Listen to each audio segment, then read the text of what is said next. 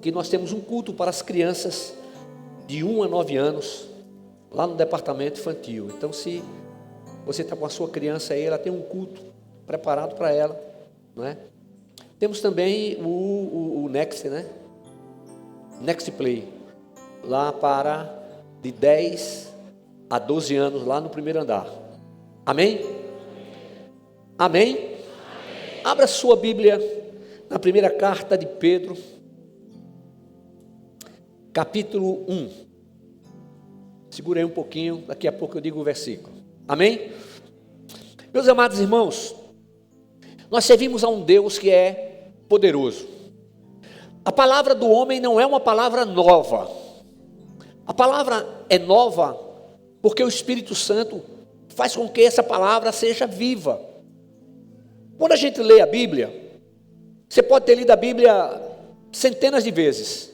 Cada vez que você lê, você vai estar recebendo do Senhor uma mensagem diferente, ou seja, para aquele momento que você necessita.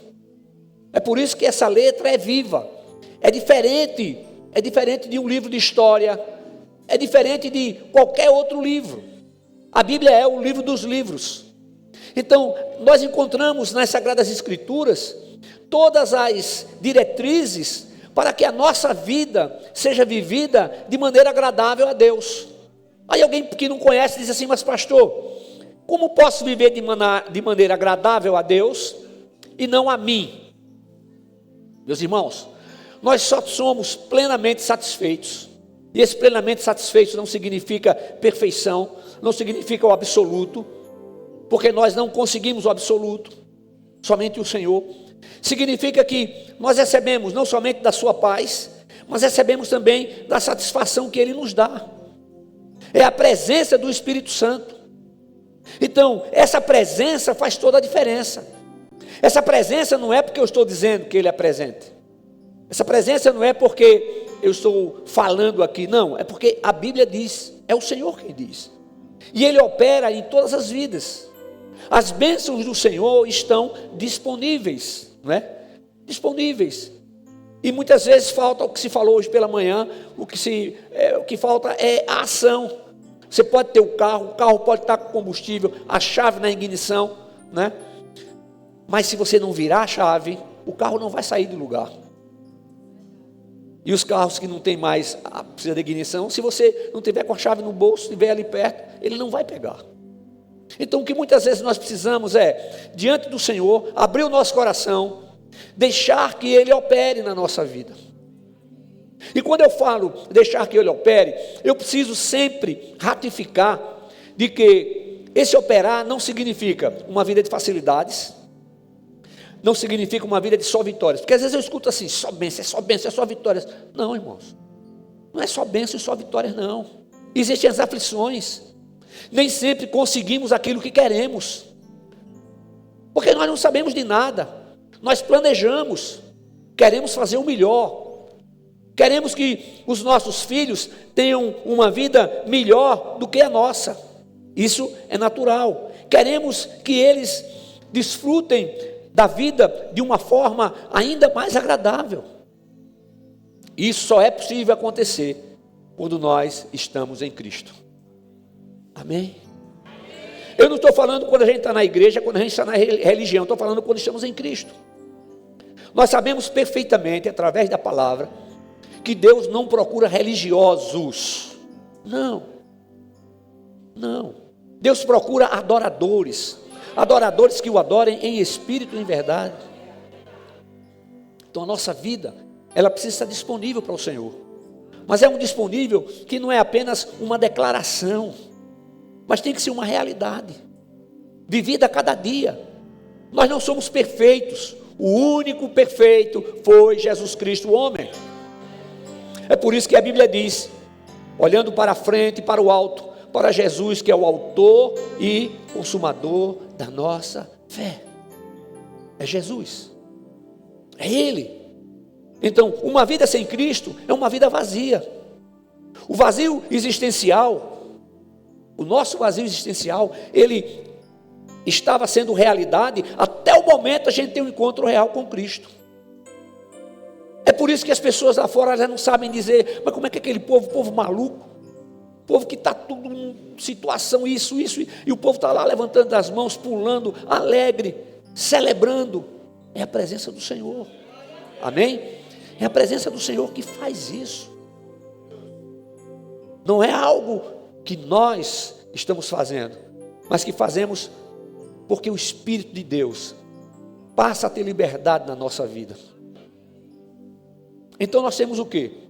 Nós temos uma viva esperança. E o texto bíblico ele fala sobre isso. E a palavra de Deus nos diz que nós somos regenerados para uma viva esperança. Não são assim, regenerados para uma vida onde a esperança é a última que morre. Não. Onde a esperança é viva. Ela é real, ela é eficaz. Seria maravilhoso se todos os dias a gente amanhecesse sorrindo. Eu não sei se sou somente eu, mas nem todos os dias eu amanheço sorrindo. Nem todos os dias você amanhece disposto a estar fazendo algumas coisas que você precisa fazer, mas tem que fazer, e você vai e faz. Essa vida com Cristo, ela precisa ser algo real, ela precisa ser algo espontâneo, ela precisa ser algo que verdadeiramente flua na nossa vida. É isso que o Senhor deseja, é isso que o Senhor quer. E depende de quem? Depende de nós, depende de cada um. Então nós precisamos estar plenamente conscientizados disso, porque quando estamos plenamente conscientizados disso, então nós passamos a ter uma vida agradável ao Senhor e consequentemente agradável a nós. O vazio existencial, ele não será preenchido com boas obras, ele não será preenchido com casa nova, com carro novo. Não, ele só é preenchido com o Senhor Jesus. Por alguns momentos, até pode ter.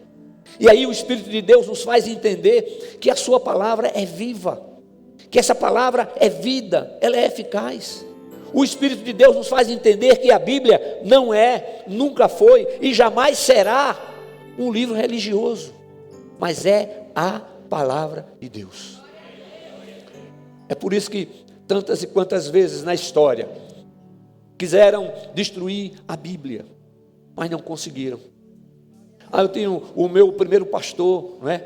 Pastor José Tavares de Souza, que já está na glória.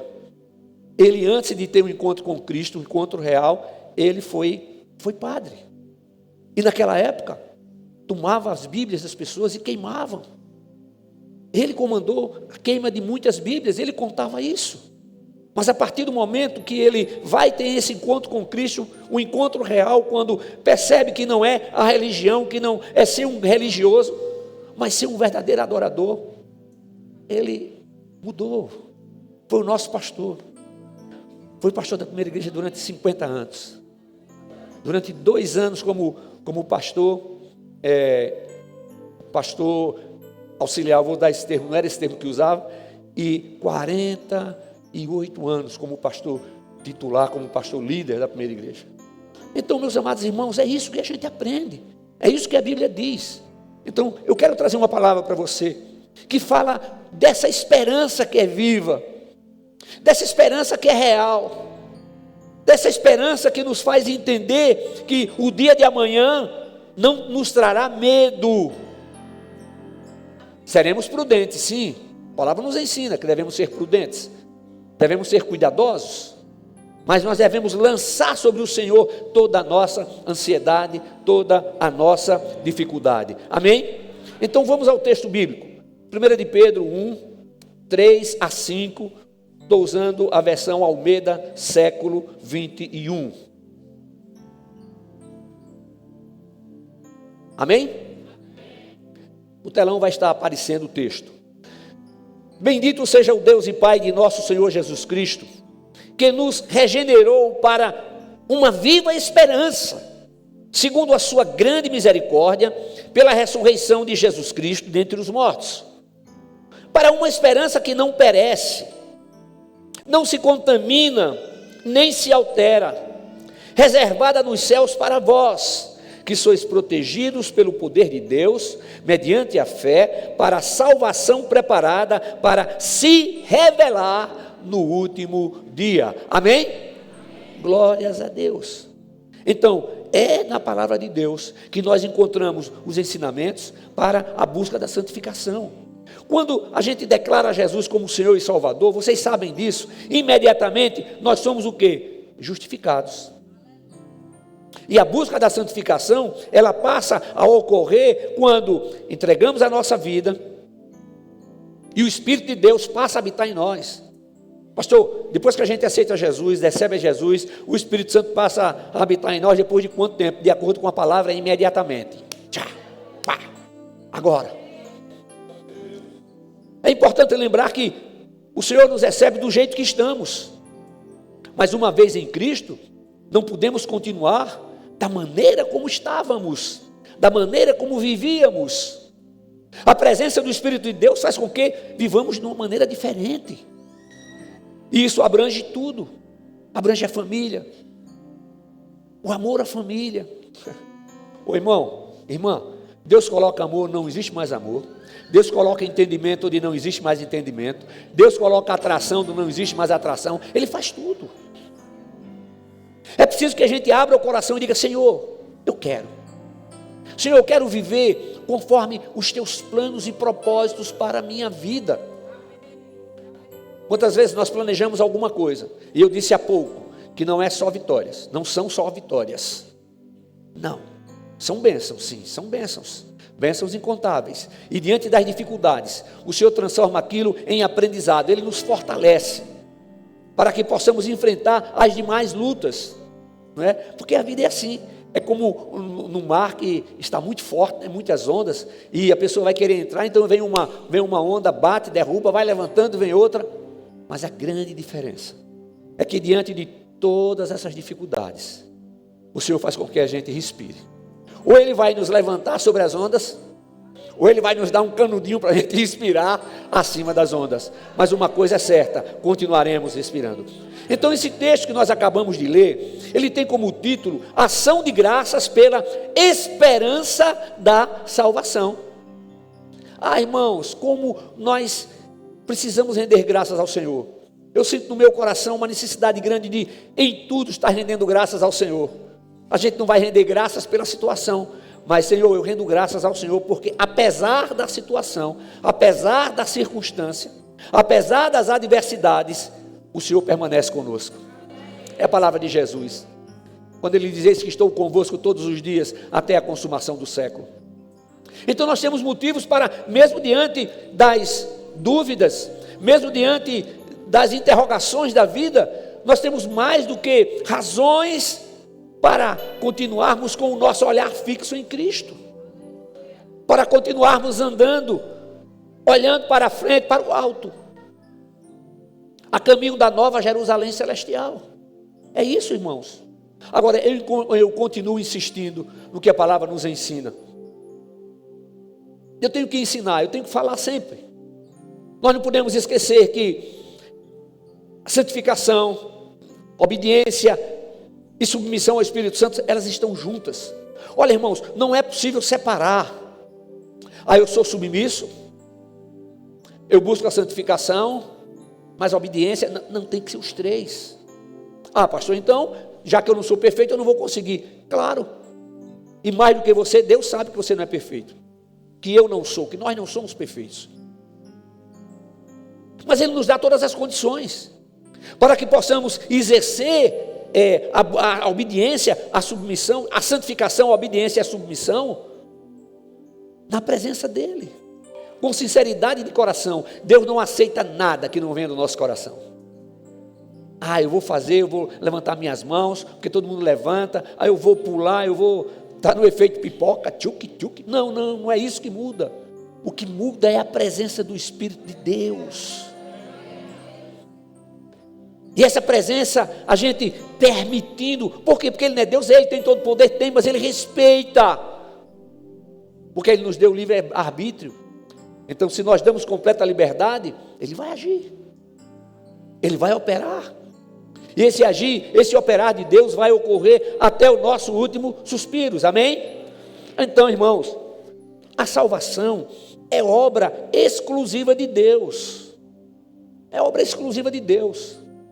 Isso me faz lembrar um fato que eu sempre cito aqui. de alguém que disse para mim: eu estou buscando a salvação, pastor. Eu trabalho muito, eu luto de manhã, eu luto de tarde, eu luto de noite, para conquistar a minha salvação. Gente, Jesus conquistou a salvação. Agora diga assim: eu estou lutando para buscar a santificação. Eu estou lutando para viver uma vida de submissão. Eu estou lutando para viver uma vida de obediência ao Espírito Santo de Deus. Amém? Agora, eu não posso cobrar perfeição de você. Você não pode cobrar de mim uma perfeição absoluta. Mas se nós estamos em Cristo, a nossa vida tem que fazer diferença. Amém? Mais uma vez eu quero dizer que a salvação é obra exclusiva de Deus. E antes de apresentar as nossas necessidades, nós devemos exaltar aquele que nos salvou. Somos regenerados para a esperança, e essa esperança, ela é viva, como acabei de dizer, ela é segura, e essa esperança está fundamentada na ressurreição de Jesus Cristo. Aleluia! A herança que recebemos em Cristo Jesus, ela é incorruptível, santa e inalterável. Olha só, corruptível, santa e inalterável. Podia apresentar aí também eterna, real, ela é verdadeira. Então, a segurança da nossa salvação está no poder absoluto de Deus. E o que é que o Espírito Santo nos ensina? Na hora que a gente faz alguma coisa que desagrada a Ele, a gente reconhece: Senhor, eu errei. Ô Senhor, me perdoa, Senhor. Por que Davi foi um homem segundo o coração de Deus? Porque todas as vezes que ele era alertado de que tinha errado, tinha pecado, ele se arrependia. O seu arrependimento não era somente uma forma exterior de usar roupas de saco, cobrir a cabeça com cinzas. Não, ele fazia isso de coração. Por isso Deus o perdoava. É por isso que Deus nos perdoa, porque Ele conhece o nosso coração, Ele sabe da nossa realidade. Só quem sabe a realidade do nosso ser interior é o próprio Deus em nós. Só que Ele sabe a realidade de hoje, de amanhã e de depois. Nós sabemos a realidade só desse momento. Antigamente, para se fazer um filme, desenho animado, né? Era desenho, o cara era a mão, o cara desenhava. Então, pegava aqueles desenhos, ia fazendo, mostrando o desenho do boneco subindo, descendo. Eram por etapas, eram quadros. Irmãos, a nossa vida são quadros. Quadros que vivemos. E esses quadros são rápidos. Agora. Cada momento que nós vivemos. Passa rapidamente, sim, passa rápido. A vida passa rapidamente, irmãos. Quando o cara menos espera, já está para completar quase 70 anos. E a vida está aí. E o que é que nós fizemos? O que estamos fazendo? Ah, pastor, eu gostaria de ter feito isso no passado. O que passou, passou. Já ficou para trás. As coisas velhas ficaram para trás. Mas eu posso fazer diferente agora. A partir desse quadro, a minha vida é diferente. A minha resposta vai ser diferente. O meu cuidado com a minha família vai ser diferente. A minha dedicação ao Senhor vai ser diferente. Isso é real. Isso tem que ser verdadeiro. Porque se for apenas uma palavra, antes de ministrar a palavra, irmãos, a gente ora, fica pedindo ao Senhor, qual a direção? Senhor, o que é que eu vou falar? Senhor, 30 anos pregando na mesma igreja, o que é que eu tenho para falar, Senhor? Aí o Senhor vai e traz a palavra, e Ele vai trazendo, vai mostrando a gente, e a gente vai, e aí a gente ministra essa palavra, você recebe. Mas se você recebe essa palavra e você simplesmente deixa para lá, não adiantou nada. Tem que pegar essa palavra, colocar na mente e no coração, e dizer: Senhor, eu quero viver conforme os teus planos e propósitos. Já imaginaram isso? Olha, antes de tudo ser formado, Deus já te conhecia. Antes de tudo ser formado, Deus já me conhecia já. Antes de tudo ser criado, já a Bíblia diz isso. Jesus já tinha se oferecido para vir e entregar a sua vida em nosso lugar. Irmãos, Deus não é tomado de surpresas por nada. Ele é onisciente, Ele é eterno, onisciente, onipresente, onipotente. Ele é presciente. Ele já está esperando por a gente amanhã. Ele já está esperando por a gente lá no ano 2025. Agora, não nos esqueçamos, porque geralmente as pessoas dizem assim, mas pastor, e Deus é presente porque Ele permite que tantas coisas ruins aconteçam. Escute, Deus não está aprovando nada disso. Mas Ele Ele deu ao ser humano o direito de escolha. Lembra lá no Jardim do Éden? Ele disse, olha, não pode comer dessa fruta aqui.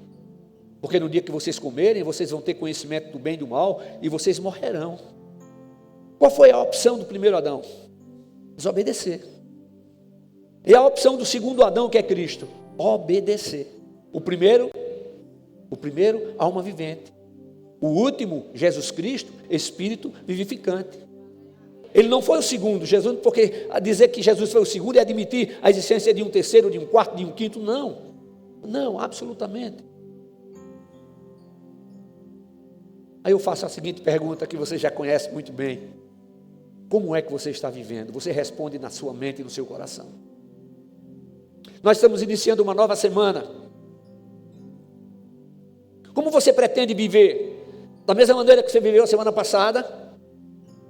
Reconhecendo os erros e cometendo os mesmos erros?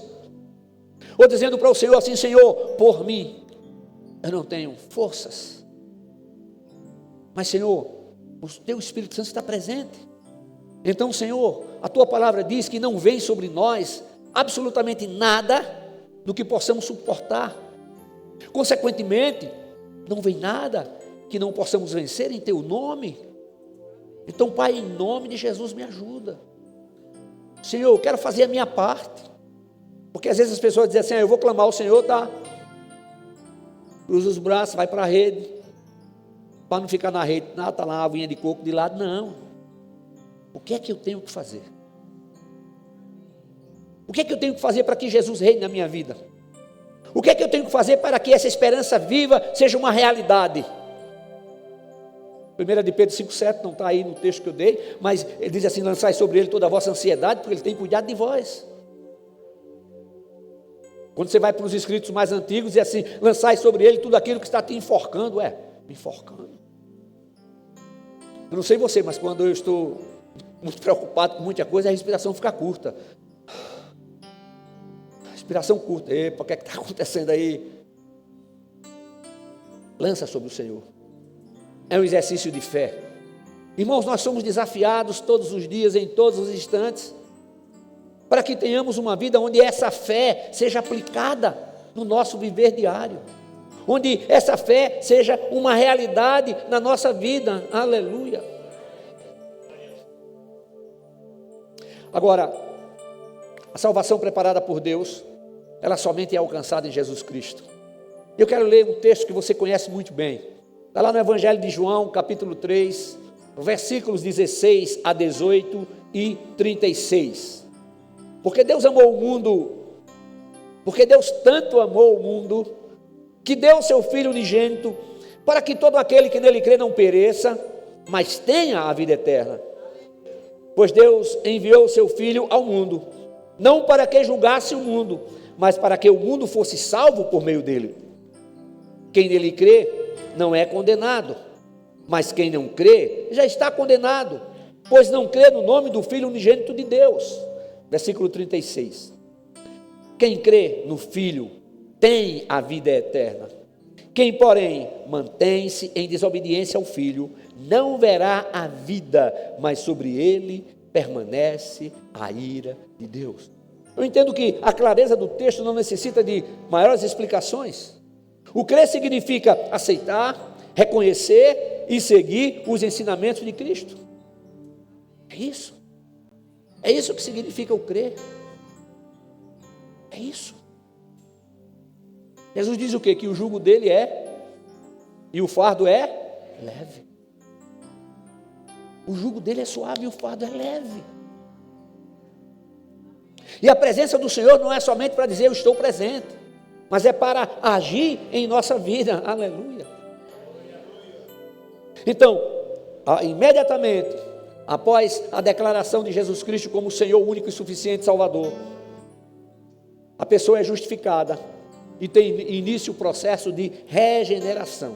O que é o processo de regeneração? Que é o trabalhar do Espírito Santo, convencendo o ser humano do pecado, da justiça e do juízo. Tem que ser uma vida diferente. Uma vida diferente não para aparecer diante das pessoas, não, nada disso. Mas uma vida diferente onde as nossas atitudes e palavras serão diferentes. Se alguém chega e pisa no pé da gente, a gente quer pisar e fazer assim. Eita, Jesus. Isso me faz lembrar tantas coisas. Mas agora é diferente. Agora o Espírito de Deus, espera aí, Múcio, você agora é diferente. Espera aí, Antônio, você agora é diferente. Espera aí, José, você agora é diferente. Espera aí, Maria, você agora é diferente. Essa diferença tem que existir. Mas essa diferença ela tem que começar aqui dentro. No primeiro campo missionário. Qual é o nosso primeiro campo missionário? A família. Deus não vai dar bênção somente para o marido, para a mulher. Pastor, o Senhor me deu uma bênção tremenda. Eu arranjei um emprego lá no Rio Grande do Sul. Sim. Eu vou lá, eu passo uns dias lá, depois minha esposa vai. Epa, não é de Deus não. Mas eu vou ganhar. Não é de Deus não. Deus não separa a família. É claro que se você está aqui, você está trabalhando numa outra cidade próxima, você volta, foca um dia, não é isso que eu estou falando. Eu estou falando que a bênção não pode ser somente através de um, mas dos dois. Aí vem o casamento. E tem que haver o quê? Fidelidade. Porque o Senhor nos dá exemplo de fidelidade. Jesus Cristo nos deu exemplo de fidelidade. Fidelidade em tudo. E quando não há fidelidade, qual é o propósito do Senhor? Que haja arrependimento, liberação de perdão e determinação para viver uma vida diferente. É isso que o Senhor quer, porque nós somos regenerados para uma viva esperança. Amém? Então a nossa esperança deixa de ser a última que morre. A nossa esperança passa a ser viva, eficaz, poderosa, verdadeira. A nossa esperança agora é Jesus. Ele está assentado à direita de Deus o Pai, como Deus o Filho. Está escrito no Evangelho de João, capítulo 14, versículo 21. Palavra de Jesus. Aquele que tem os meus mandamentos e a eles obedece, esse é o que me ama. E aquele que me ama será amado por meu Pai. E eu o amarei e me manifestarei a ele. Olha só, aquele que tem os meus mandamentos. Então a pessoa pode ter os mandamentos, conhecer, mas não obedecer, não adianta nada. Mas aquele que tem e obedece é o que me ama. E aquele que me ama é amado por meu Pai. E eu o amarei e me manifestarei a ele. Aleluia! Louvado seja o nome de Jesus. Você pode aplaudir a Jesus, ao Senhor, toda honra, toda glória, todo louvor, toda exaltação. Então nós podemos dizer que guardar os mandamentos de Cristo é a maior prova de amor a Ele. Essa lição é muito importante e preciosa. E precisa ser repetida. Para mim e para você. A gente não pode esquecer disso. São tantas as dificuldades, são tantas as lutas, que às vezes a gente esquece que a presença do Senhor é real em nosso viver. Amém? Então não basta afirmar que é uma nova criatura. Não basta afirmar que é uma nova criatura em Cristo Jesus.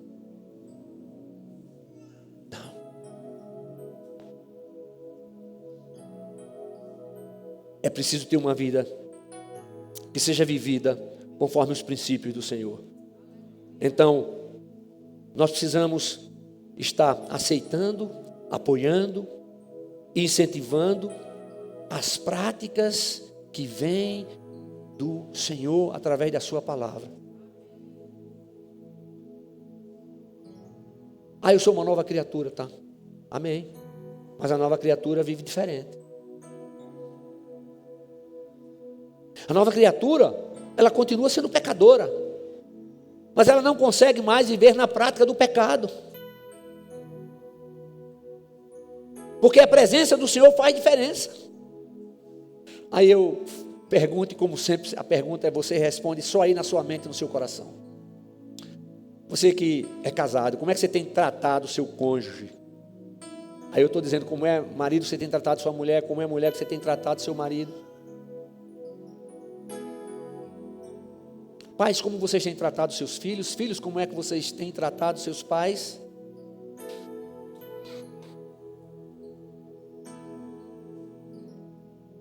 Tem gente que aqui em casa é uma grosseria terrível, mas lá fora é uma delicadeza tremenda. Pronto para fazer tudo. Pois não, precisa de uma ajuda. Não. Interessante, faz em casa, ué.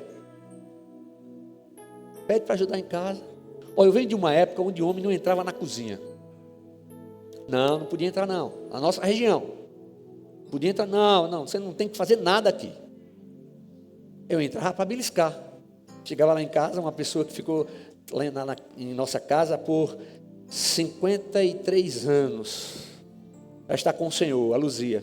Eu dizia, Luzia, o que é que tem aí? Chegava, o que é que tem aí? Bota alguma coisinha para mim para eu beliscar. Mas ir lá para fazer alguma coisa? Não. Mas agora é diferente.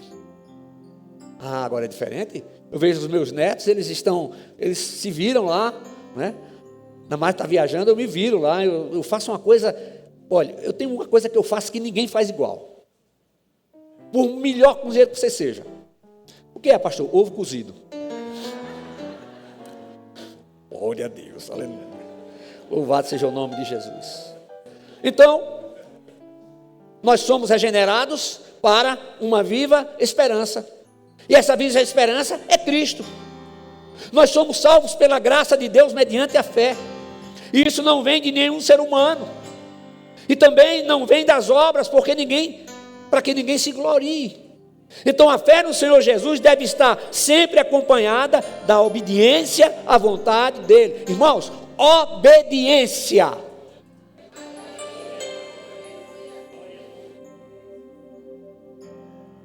Aleluia, aleluia. A determinação divina é que tenhamos uma vida diferente, porque a presença dEle tem que fazer diferença. De vez em quando eu chego aqui, as meninas olham para mim e dizem assim, está tudo em paz, tudo bem, pastor? Eu disse, eu já sei, estou de cara feia. Tem que sorrir. Mas tem que vir do coração. Porque se for uma coisa só externa, não adianta. Mais uma vez eu pergunto, você pergunta para você mesmo, eu pergunto para mim, minha vida tem feito diferença? É preciso lembrar que isso inclui pensamentos que alimentamos, palavras que proferimos e atos que praticamos. Vamos ver o texto de 1 de Pedro, capítulo 1, versículos 15 a 17. Mas sede vós também santos em todo o vosso procedimento. Olha só. Mas sede vós também santos em todo o vosso procedimento. Eita Jesus. Santo no trânsito de Maceió. Falar baixo para ninguém ouvir. Onde tem muitos carros e as ruas são as mesmas. Eita Deus. Mas sede vós também santos em todo o vosso procedimento, assim como é santo aquele que vos chamou, pois está escrito, sereis santos, porque eu sou santo. E andai com temor durante o tempo da vossa peregrinação, se chamais de Pai aquele que julga segundo as obras de cada um, sem discriminação de pessoas. Eu acho que não existe coisa mais terrível do que discriminação de pessoas. A determinação é para que sejamos santos em tudo. E aí?